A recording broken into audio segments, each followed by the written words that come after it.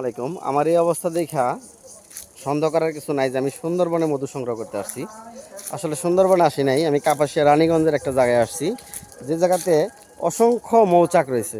ঠিক আছে, এই যে চাষ করা মধু যেটারে বলে, এই জায়গায় হলো লিচু ফুলের মধু সংগ্রহ হচ্ছে এখন। এই যে লিচু ফুলের একটা বাগানে আসছি আমি, এই বাগানে অনেক ফুল ফুটছে।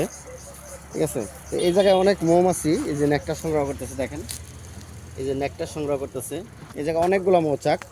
ঠিক আছে, তো এই জায়গা থেকে আমি মধু সংগ্রহ করতেছি আমার জন্য। ঠিক আছে, তো অর্গানিক জিনিস তো আমরা পাই না, এই কারণে আসলে নেওয়া হয় না। আজকে পাইলাম হঠাৎ করেই। এখানে কত সুন্দর লিচুর ফুল ফুটছে, এই যে লিচুর ফুল, এই লিচু ফুলের মধুই আমি সংগ্রহ করতেছি। এই জায়গায় আসছি, ওনাদের সাথে কাজ করতেছি, ওনারা আমার জন্য মধু সংগ্রহ করতেছে। এই যে ওই পাশে আমার মধু নেওয়ার কাজ চলতেছে আর কি, আমার জন্য যে বাক্স খালি করতেছে, খালি করে আমাকে মধু দিবে, এটা কাজ চলতেছে এই জায়গায়। এই যে দেখেন, এই যে এটা খালি করছে মাত্রই, খালি করে আমার জন্য মধুর ব্যবস্থা হয়েছে। এই যে আলহামদুলিল্লাহ, অনেক সুন্দর একটা জিনিস পাইলাম এই জায়গায়, একদম অর্গানিক।